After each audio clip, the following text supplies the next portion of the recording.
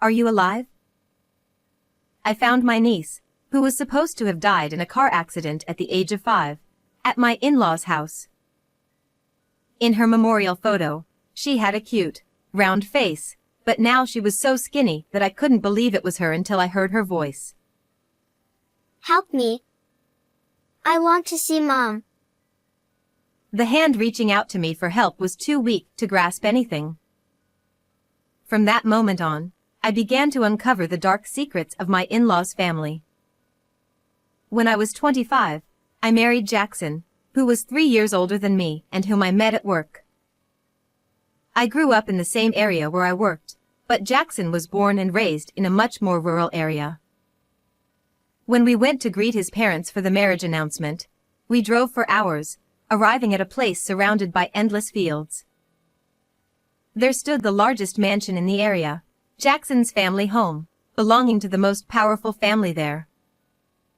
Well, it's a bit formal here, but Chloe, you don't need to be so nervous. Jackson smiled at me, but it was impossible not to be nervous.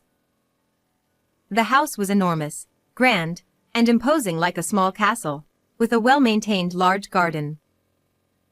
At that moment, I was overwhelmed, realizing I was marrying into an incredible family. However, a kind-looking woman and a child greeted me at the entrance. Hello. The cheerful greeting came from Michelle, Jackson's niece, and next to her, quietly smiling, was his sister-in-law, Amelia. Nice to meet you. Amelia kindly reassured me. It's okay, as I stammered. I learned that she took care of the house and the garden all by herself. We planted those tulips together. In the flower bed she pointed to, many tulips were blooming, with only one being red. Mom loves flowers. Thanks to Michelle and Amelia, I began to relax. How long are you going to chat at the entrance? A man's angry voice came from inside the house. Dad's calling. We should go in. Jackson hurriedly took off his shoes and went inside, so I quickly followed. In the living room, waiting for us, were his father, James, and his brother, Grant. They looked me up and down and muttered, "So this is it." What? What does that mean? I was stunned and confused. This is my fiancée, Chloe. At Jackson's words, I quickly bowed my head. Nice to meet you. I'm Chloe. Hey, hurry up and bring the tea. But it seemed like they didn't hear my greeting. Grant ordered Amelia, and she hurriedly came with a tray. You're so slow. Grant clicked his tongue in annoyance, and Amelia apologized. I'm sorry. I felt an uneasy feeling watching this scene. Chloe, you must be tired. Have a seat on the sofa. As Jackson suggested, I was about to sit down. You should act more like a woman. Get to the kitchen and start working. I was stunned by his words and couldn't move, but Jackson intervened. She came from far away and is tired today. Give her a break. Chloe doesn't have to do anything. But I couldn't not help out when I was about to become part of the family. I'll go help Amelia. Though tired, I thought it better than staying with my father-in-law and brother-in-law, so I hurried to the kitchen. Oh, you're going to help too? Yay! There, Amelia was not alone. Young Michelle was also helping prepare dinner. Michelle, do you always help your mom? That's great. They say it's only natural because I'm a girl. Though helping is good, it felt forced somehow. I see. And we also eat here with just Mom. It didn't seem like Amelia and Michelle were treated well in this house. Emilia, is this really okay with you? Emilia lowered her shoulders. I'm remarried, and as long as I can be with Michelle, it's fine. She looked down sadly. She explained that her previous husband cheated, leading to their divorce, and soon after, Grant, an acquaintance, contacted her, leading to their marriage. Living as a single mother in the countryside was tough, and she remarried, but her expression was not happy. It seems really tough. Are you okay? I felt concerned but couldn't do anything. The next day after spending the night, Jackson and I left his parents' house. Chloe, come again. Michelle, who I had gotten close to, waved enthusiastically at our car. Next to her, Emilia also smiled as she saw us off. I had no idea that this farewell would be the last. A few months later, in the summer, we were having dinner when Grant called. Jackson's face turned very dark after hanging up. What's wrong? Emilia and Michelle died in a car accident. No way. Remembering our last encounter, I fought back tears. Then we should hurry to help with the funeral. But Jackson hesitated and looked away. they died a week ago, and the funeral is already over.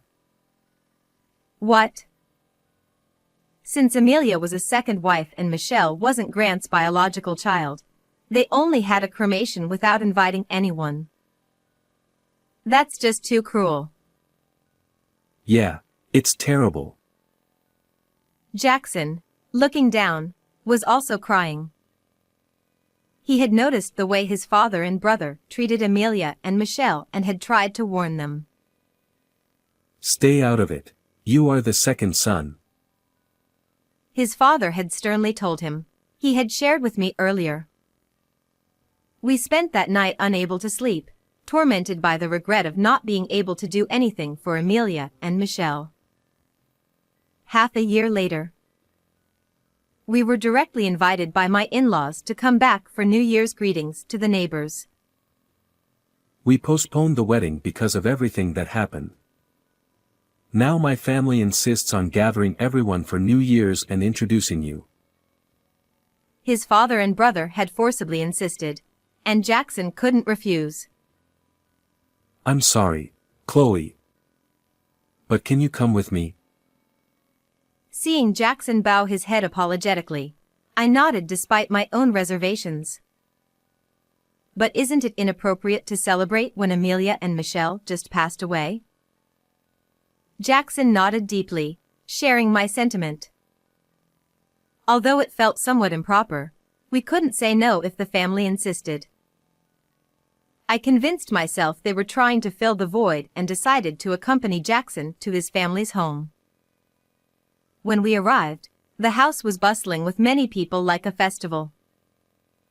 Relatives and locals had gathered. Grant noticed us and approached. Thanks for coming today.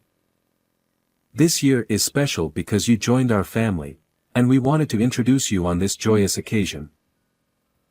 I appreciate the sentiment, but with what happened to Emilia, it feels a bit uncomfortable. I glanced at the garden where Emilia's favorite flower bed was. 6 months ago, it was filled with vibrant flowers, but now it was overrun with weeds. I thought Grant might still be mourning, but surprisingly, he showed no sign of sadness and smiled. Actually, Emilia and I weren't getting along.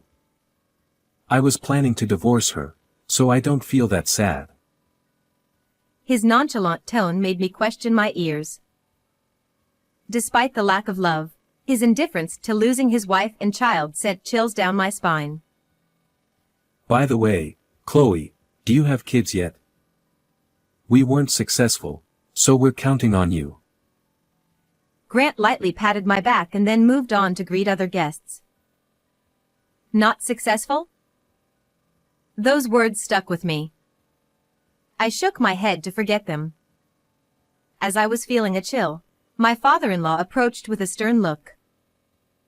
"Ah, James. Thank you for inviting us. You still have that boyish haircut. I've told you women should grow their hair to their waist." Interrupting my greeting, my father-in-law glared at me. My hair only reached my shoulders. His deep-seated belief in traditional gender roles reminded me of the first time I met him, during our wedding greeting. On top of that, he took the glass I was holding to drink from. You need to act more like a woman. Cooking, cleaning, and preparing drinks are a wife's duties. Just like before, I was ordered around like a servant and ended up in the kitchen without any semblance of a warm welcome. Jackson noticed and came to check on me, but my father-in-law called him back to the drinking party. When I went to the kitchen, a few female relatives who seemed to be helping out saw me, and one of them said, "So, the main house's wife has finally arrived."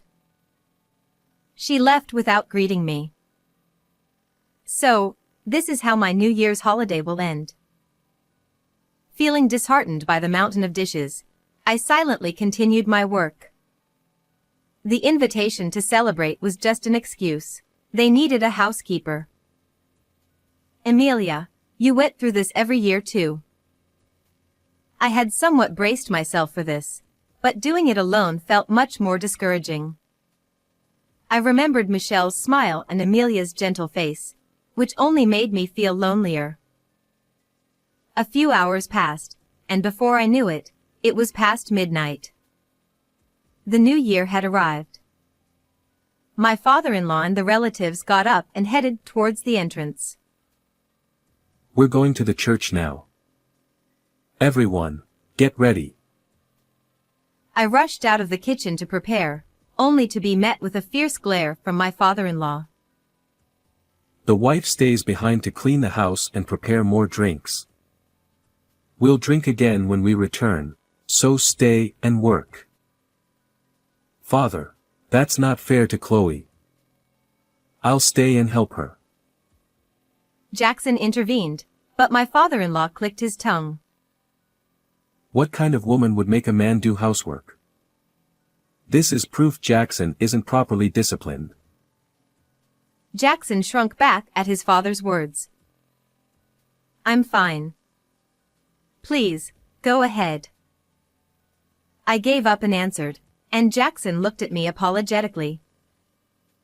We'll be back in an hour. Just do what you're told and nothing more. I didn't understand what he meant by nothing more. "What?" I asked, and he pointed to a room I had never been in. Do not enter that room. You're still an outsider to me. With that, they left for the nearby church. In the now silent house, I let out a big sigh and began preparing for the second round of drinking.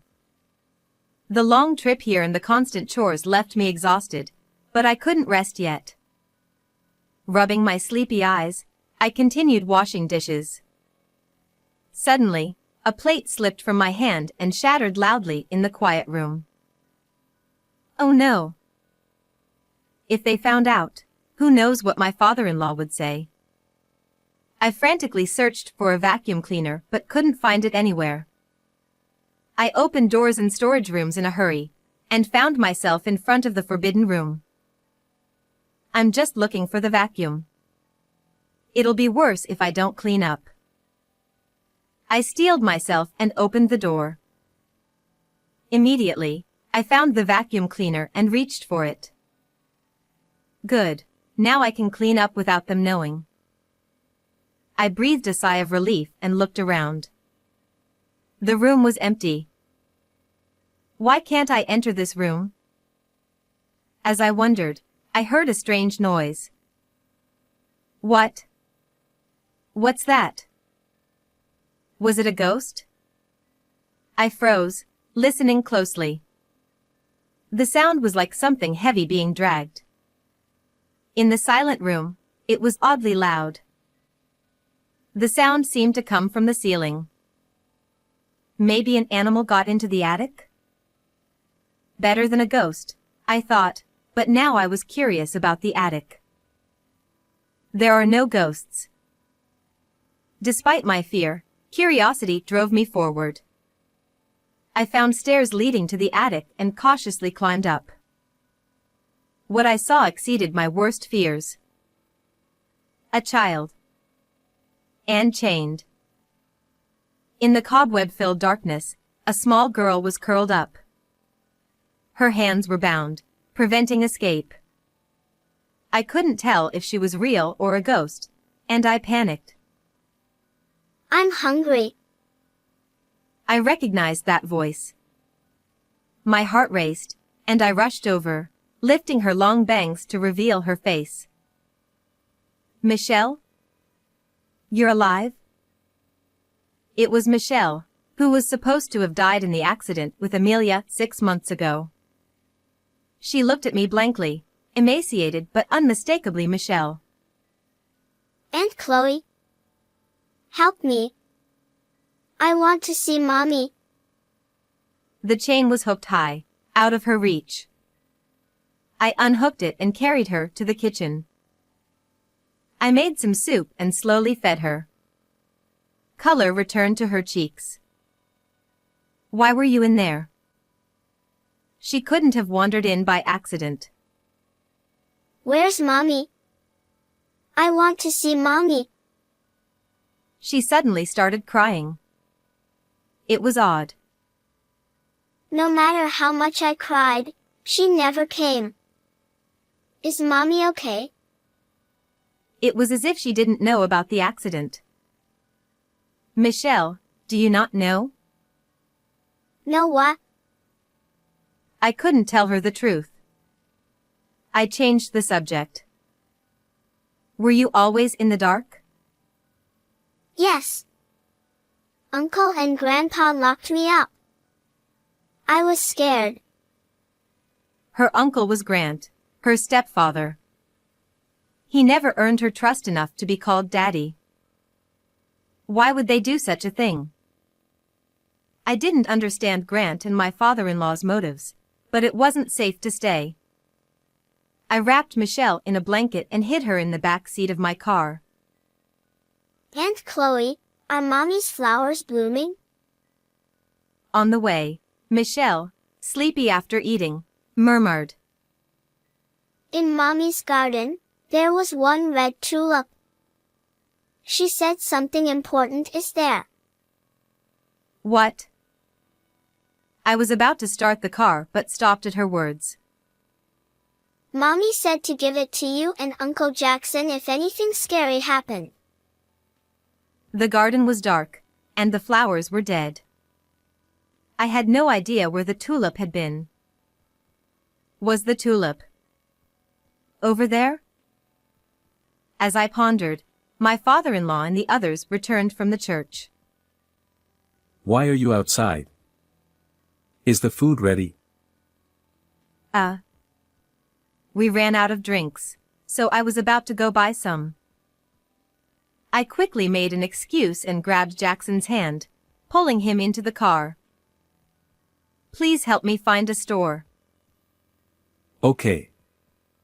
You drive. Jackson seemed to sense something and quietly got in. My brother-in-law tried to stop us, but I managed to drive off. What on earth is going on? Jackson seemed to think that I had stormed out because I couldn't handle the household chores anymore. So, I told him everything about Michelle. I can't believe this has been happening. As expected, he didn't know anything about it. Surprised, his drunkenness quickly faded as he turned around and pulled back the blanket in the back seat. Michelle was sleeping soundly, seemingly reassured. So, Michelle doesn't know her mother passed away, which means the story about them being in a car accident together was a lie. That's probably what it means. Even piecing together the limited information we had, we couldn't understand why things had turned out this way. So, I made a decision. I'm going to take Michelle to a safe place, and then I'm going back to your family's house to find what Amelia was hiding. It's too dangerous for you to go back. I'll go instead. No, Jackson. You probably wouldn't know the exact location. It might indeed be dangerous, but I had to find out what Amelia wanted to convey to us. Jackson, please hide Michelle and then contact the police. My husband seemed to be considering something. There's someone I want to inform before the police. It's better this way. He appeared to be talking to himself. He took out his phone and started looking for the number of that person. I drove the car for over an hour to reach the city and found a business hotel. I intended to put Michelle to bed and immediately return to the family house, but I ended up lying down beside her and fell asleep. When I woke up, it was morning. Good morning.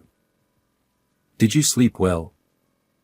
So, are you still going to my parents' house? Jackson's gentle expression almost made me reconsider, but I nodded firmly. I have to clear Amelia's regrets. But wouldn't it be better if I went with you? If you come, then Michelle will be in danger. I understood his feelings, but I couldn't yield on this matter. I gently stroked Michelle's head, still asleep, took the car keys, and stood up.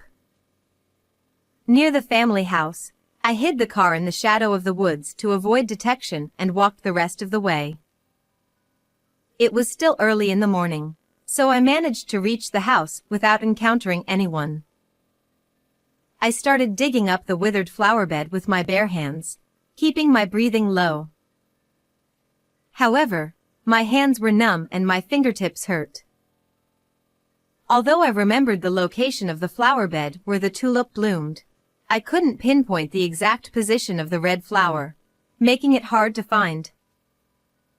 Blood eventually began to seep from my hands, but I endured, gritting my teeth. What could be in this flower bed? I wondered what Amelia had told us to look for in case something happened. Amelia. It was really an accident, right? The thought that she might have anticipated something terrible left me with a very bad feeling. It was an accident. There's no doubt about it. I jumped at the sudden voice of my brother-in-law.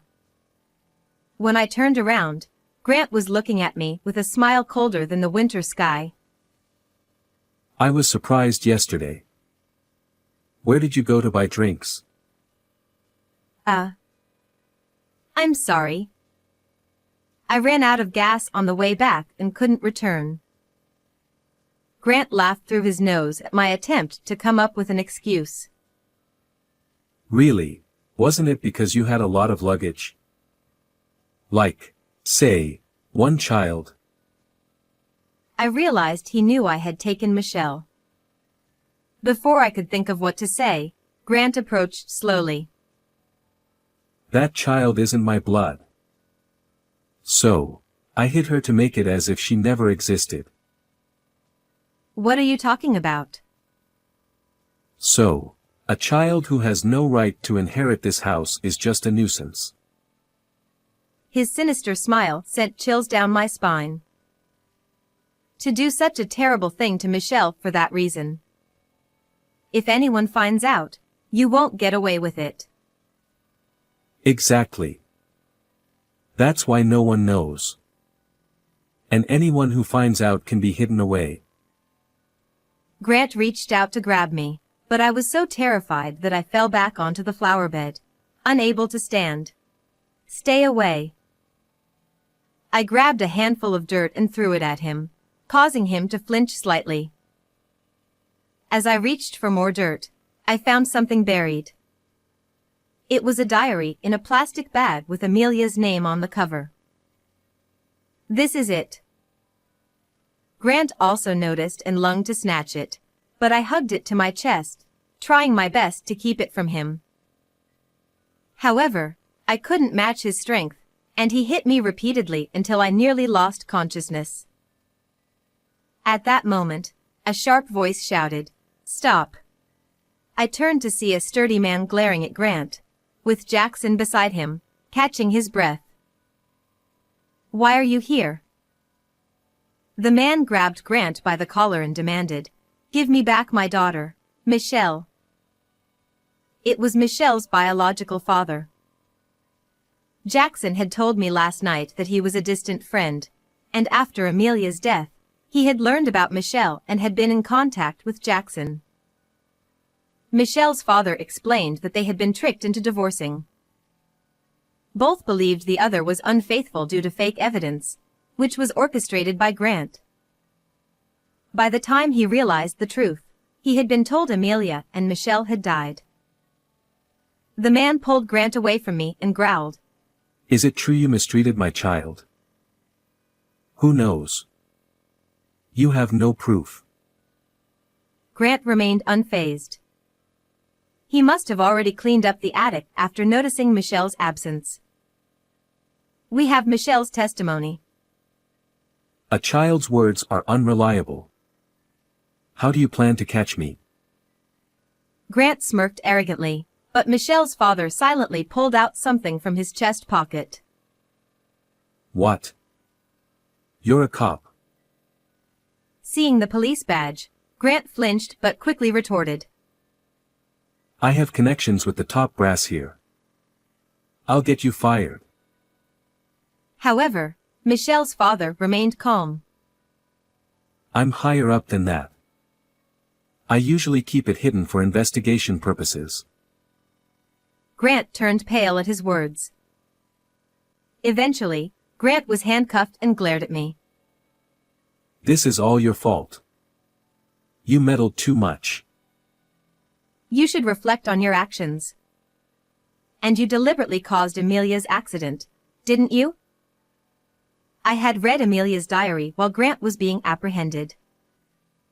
It said that Grant had told her, I want your insurance money, so go to the other world, prompting her to write it down in a panic and hide the diary. It seemed Amelia had tried to save Michelle while she was trapped, but it hadn't worked out. I'm sure there are more clues in this diary. No. Please, I don't want to be caught. Help me. Grant suddenly started begging on his knees. Hearing the commotion, my father-in-law came out, yelling, What's all this noise? Despite his usual overbearing attitude, my brother-in-law pointed at him. I was just following Dad's example. He got rid of Mom the same way. My father-in-law turned red with anger at the sudden confession and shouted, Don't say unnecessary things. I did everything according to Dad's instructions with Amelia and Michelle. It's all Dad's fault. The scene was chaotic, with my brother-in-law acting like a child and my father-in-law yelling at him. Michelle's father firmly said, You need to come to the police station too, and pushed them into the car without letting them protest. I can't believe this is happening. As the car drove away with the two inside, I sat there in a daze, unable to process the sudden turn of events. Jackson patted my head and said, You did well. Later, I received news that Grant had been formally arrested. He would be judged by the law for his actions against Michelle and Amelia. It was also revealed that my mother-in-law, believed to have died of illness, had also been a victim of my father-in-law's schemes. Neither of them would ever leave prison. I hoped they would regret their actions in their dark cells. Michelle was taken in by her biological father and now lived with her grandparents. The last time I saw her, she smiled at me just like the first time we met. Aunt Chloe, I was so happy when you saved me. Thank you. Her tears as we parted were warm as I wiped them away. I wanted her to be happier than anyone else after enduring such a cruel tradition. Jackson and I waved until the car carrying Michelle and her father was out of sight. How did you like this story? Please subscribe to our channel. See you in the next video.